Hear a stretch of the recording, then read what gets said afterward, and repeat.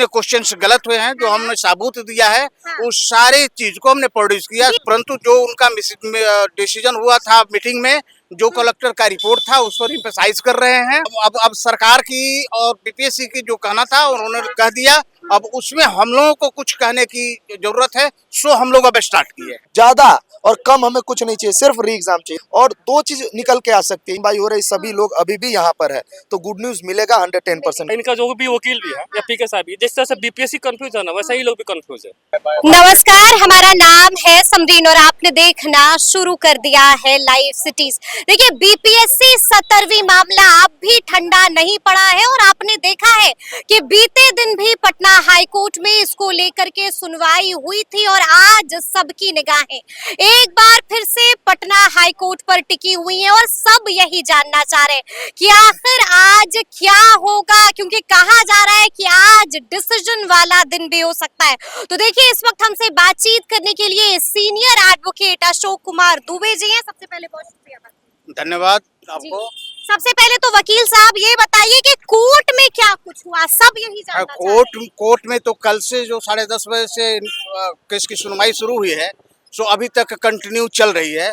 और हमारे माननीय कार्यकारी मुख्य न्यायाधीश महोदय की इतनी बड़ी कृपा है कि अभी सेकेंड हाफ में अपना टाइड अप बेंच को कैंसिल करके और इस केस की पुनः सुनवाई करने जा रहे हैं। अच्छा, यानी कि आप ये कह रहे हैं कि जज साहब ने जो केस की सुनवाई होने वाली थी उसको कैंसिल कर दिया है बीपीएससी 17वीं को लेकर के। जो सेकेंड हाफ में आज बुधवार है और बुधवार को सेकेंड हाफ में टाइड अप केसेस ही होते हैं, तो जो टाइड अप केसेस का उनका बेंच था उसको उन्होंने कैंसिल कर दिया इस केस को कंक्लूड करने के लिए, इसका आर्गुमेंट कंक्लूड करने के लिए। ये बहुत बड़ी बात है हम लोगों के लिए और अच्छी बात है।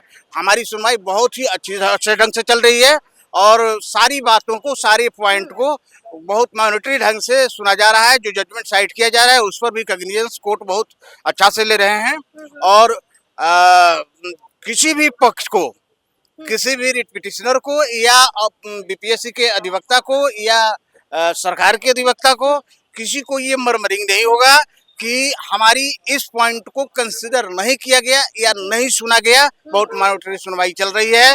धन्यवाद आप लोग सेकंड हाफ। लेकिन हम आपसे ये भी जानना चाहते हैं कि आप लोगों ने अपने तरफ से और क्या कुछ दलीलें दी हैं? नहीं, बहुत लंबा दलीलें हैं, तो सारी दलीलें यहाँ पर कहने का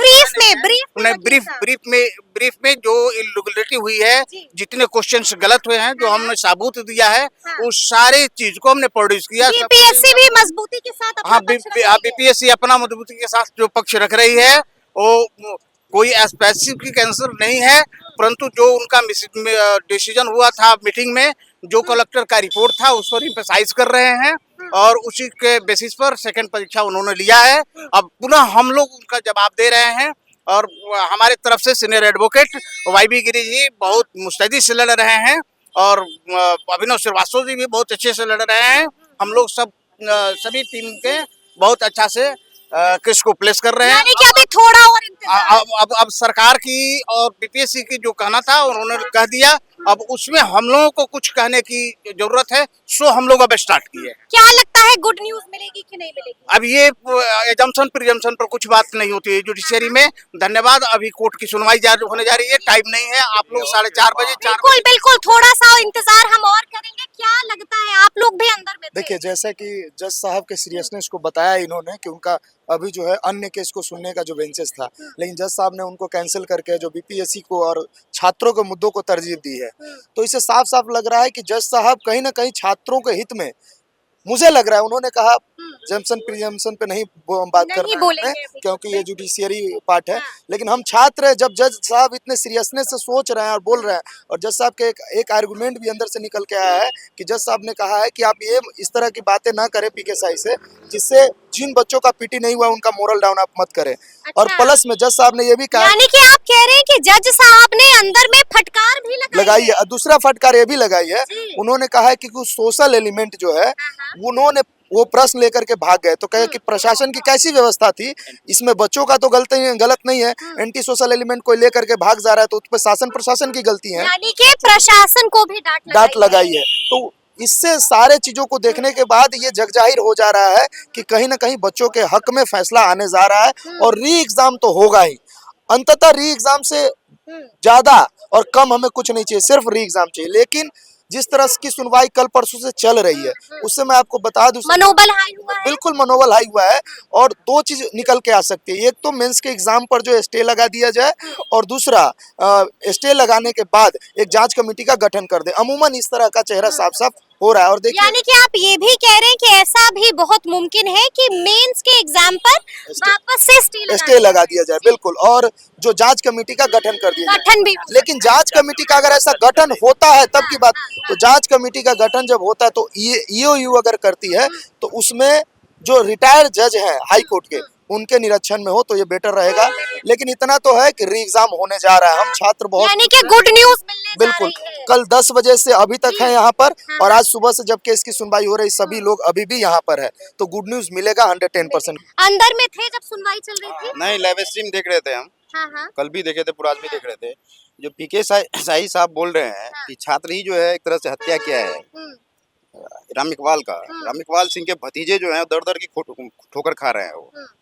और जब न्यूज ब्रेक हुआ पहली बार खबर फर्स्ट पे, उसके बाद जब ललन टॉप पे न्यूज ब्रेक हुआ तो लाइव सिटीज में भी ब्रेक किया, हाँ। तो डीएम साहब का फोन गया कि आप मीडियाबाजी मत कीजिए, ठीक है, आपसे हम मिल लिए, यही बहुत बड़ी बात है।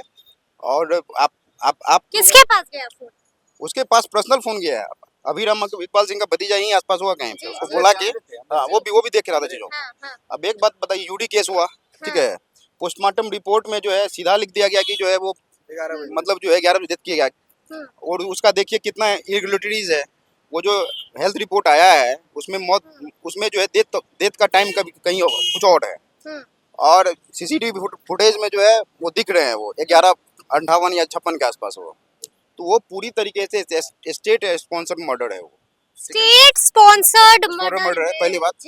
और कुछ बातों पे आना चाहेंगे, वो लोग बोल रहे थे कि छात्र आगजनी कर देते, छात्र तोड़फोड़ कर देते, छात्र ये कर देते, छात्र वो कर देते, पूरे गर्दनी पाके छात्रों का एंटी सोशल एलिमेंट बोलते हैं। हम लोग कोई लीगल नोटिस नहीं भेजे, अब तो लीगल नोटिस भेजना ही पड़ेगा इनको। Legal notice anti social element का क्या है, उसका क्या डेफिनेशन है? एंटी सोशल एलिमेंट मतलब होता है एक्सट्रीमिस्ट, टेररिस्ट, ठीक है, एक्सट्रीमिस्ट होता है, टेररिस्ट होता है। तो अब क्या छात्र वहाँ टेररिस्ट है क्या? वहाँ पे वहाँ बाबू काफी गुस्से में नजर आ रहे हैं, गुस्से में नजर नहीं आ रहे हैं, काफी भड़के हुए नहीं भड़के हुए नहीं है। पीके शाही साहब बहुत सीनियर एडवोकेट रहे हैं, एजी हैं, तो उनको बोलने में उनको भी संयम बरतना चाहिए था।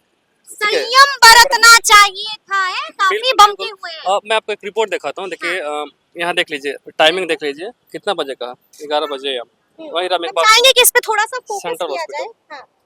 ये किस चीज की रिपोर्ट दिखा रहे हैं? वहीं राम इकबाल सिंह का जो हॉस्पिटल 11 बजे, वो कह रहे हैं कि छात्रों द्वारा इनका हत्या किया गया। 11 बजे बताइए, 11 बजे तक तो कुछ हुआ नहीं था गड़बड़ी। 11 बजे है ना, आप देख सकते हैं रिपोर्ट में। बिल्कुल।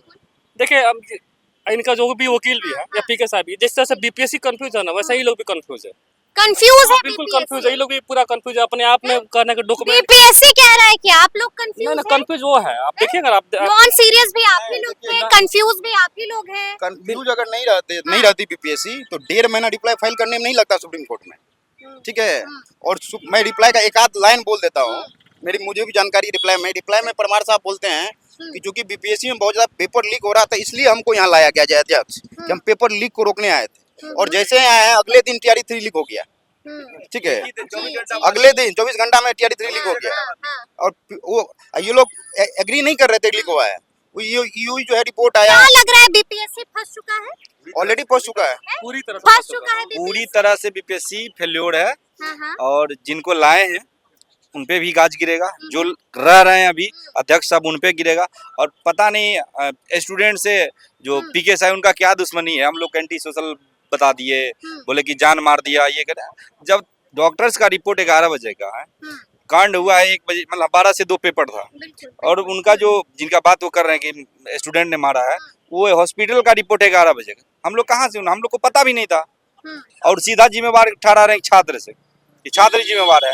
और बीपीएससी के पास कोई जवाब नहीं है, उनके पास अब कोई जवाब नहीं है, चारों तरफ जब घिर गए। लेकिन अब भी सुनवाई अंदर में चल रही है। सुनवाई अभी फैसला किसी भी क्षण आ सकता है। हम लोग थे 10 बजे से अंदर कोर्ट रूम में ही मौजूद थे, और अभी लंच हुआ है, लंच के बाद फिर से वो चलेगा। हम लोग के फेवर में है, हम लोग केस को जीत रहे हैं। जीत रहे हैं, अब भी लग रहा है कि जीत रहे हैं। हम लोग पॉजिटिव है, कोर्ट पे भरोसा है, हाँ, हाँ। तभी तो हम लोग अभी यहाँ तक लड़ रहे हैं। और अगर बाई चांस यहाँ से नहीं, हम लोग सुप्रीम कोर्ट जाने के लिए भी रेडी हैं। सुप्रीम कोर्ट जाने को भी तैयार हैं। जी जी एक बात बताइए, वो जो वीडियो फुटेज आया था, जो इसमें लड़का मोबाइल लेके वीडियो शूट कर रहा है, जयमर अगर चलता रहता, ठीक है, तो वीडियो क्या शूट होता वहाँ पे, वहीं से वीडियो जाता, पहली बात। दूसरी बात, मनीष का जो है, मनीष का जो केस है, मनीष वहाँ से बंडल लिया है, उसको डिबार हाँ, कर दिया गया बंडल है। वो जो गिरा हुआ बंडल उसको लेके अध्यक्ष को आया, दिखाने के लिए आया वहाँ पे। पूरा वीडियो फुटेज है, पूरा मीडिया में, आप भी उसको कवर कर रहे थे।